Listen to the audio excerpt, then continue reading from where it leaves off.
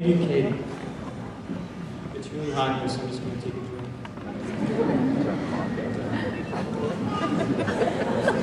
You said you're beverages, right?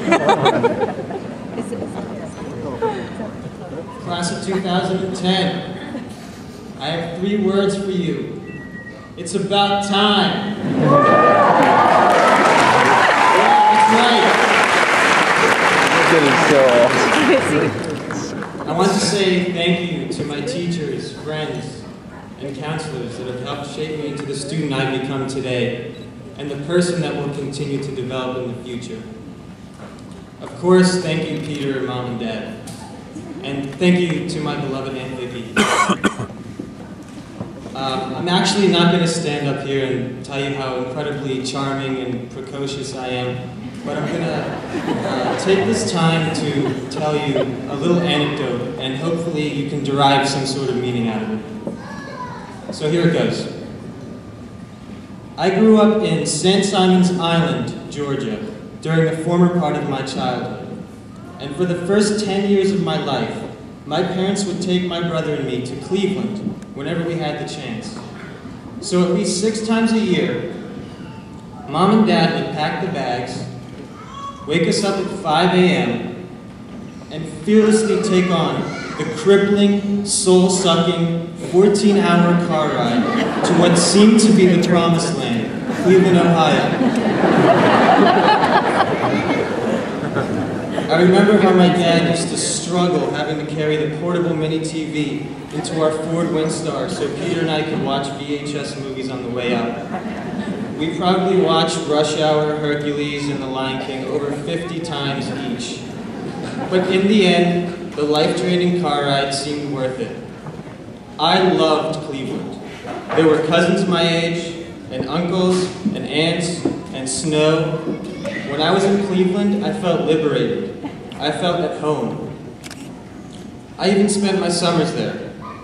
I could just enjoy life as an 8-year-old, eat my grandma's food, watch TV, and play with my cousins. To me, Cleveland seemed to be the ultimate vacation spot, because really, I just didn't know of anywhere else you could go to enjoy yourself when you had time off from school. Because really, that was the only place I had known. I thought everybody went to Cleveland for vacation. After we moved to Wyomissing in 2001, and I entered middle school, and then junior high, my perspective on Cleveland began to change. I started to realize that people actually go to nice places for a vacation. Places like Hilton Head, Italy, or the Caribbean islands. And in that respect, Cleveland seemed to be the armpit of the world. So why was I being dragged there over and over again? It was a tradition that I could not understand at that time in my life. Much to my disappointment, now that we were even closer to Cleveland, a mere 6 hours, the number of trips to Cleveland surged.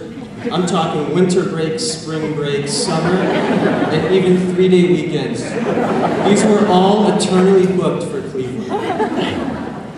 Sometimes we would leave for Cleveland in the middle of the week, just having planned to go there that very same morning. And it got to the point where it seemed like we were abusing our privileges to take long car rides. And I just didn't get it. We kept traveling to a place where you can literally see the sun 3 times a year, and I started to question our tradition of visiting this place. I wanted to go somewhere else. All we did was sit around the house for days, talk for hours with family, and eat home-cooked meals. And the worst part was getting hugs and kisses from every single family member. It was pretty much the most mundane environment for an impatient and yearning child.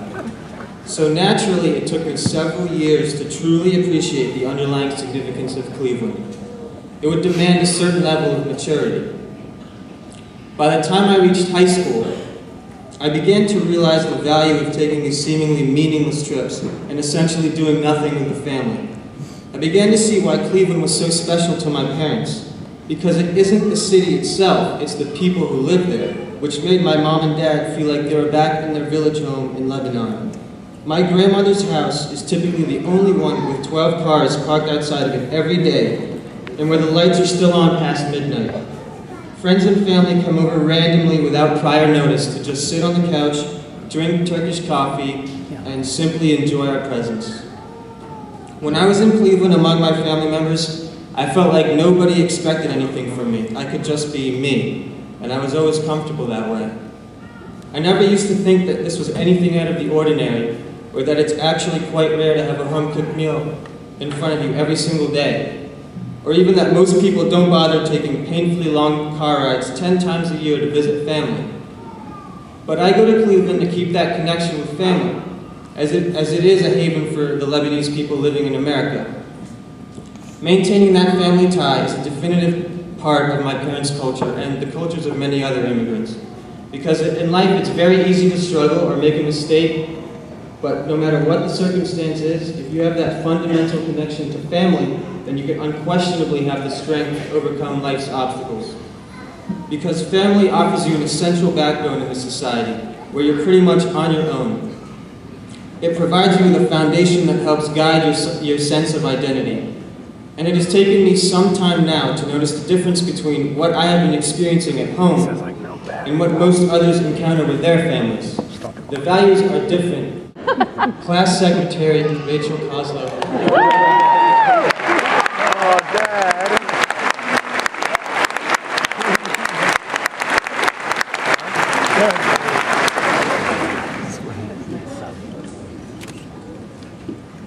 Thank you, George. Congratulations, class of 2010. We have finally reached this long-awaited day. It has been said that memory is a way of holding on to the things you love, the things you are, and the things you never want to lose. When one contemplates the rather complex subject of memory, the question arises as to what separates the memories that will fade from those that will stay with us forever. Is the permanence of our memory governed by the things we do, the successes we achieve, or the relationships we build? While these first 2 points certainly contribute to making an experience worthwhile, I believe that it is the latter, the relationships we build, that deserves the greatest emphasis. When I look back on the last 12 years, my first memory can be traced back to an early August afternoon. On this day, we waited anxiously for our teachers' names to be posted outside the elementary school. Best friends embraced upon discovering that they would be in the same class.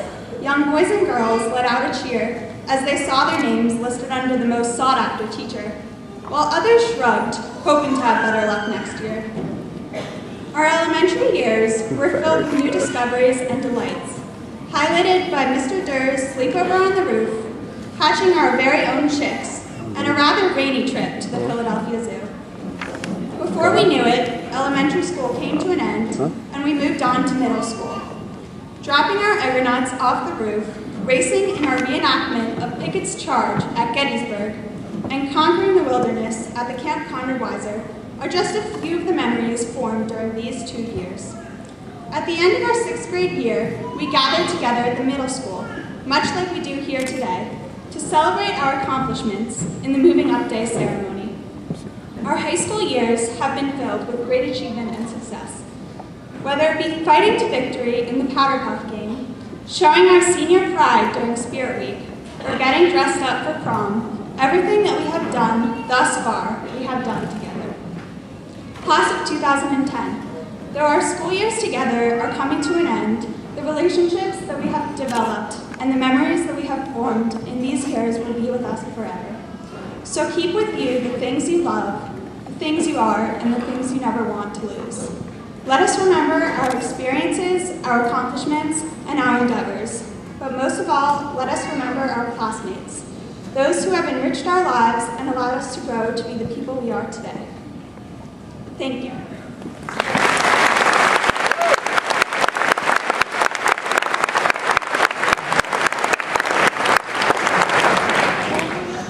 It is now my pleasure to introduce the string ensemble, Katie Libey, Nate Liben, Catherine Mahoney, and Sam Clark.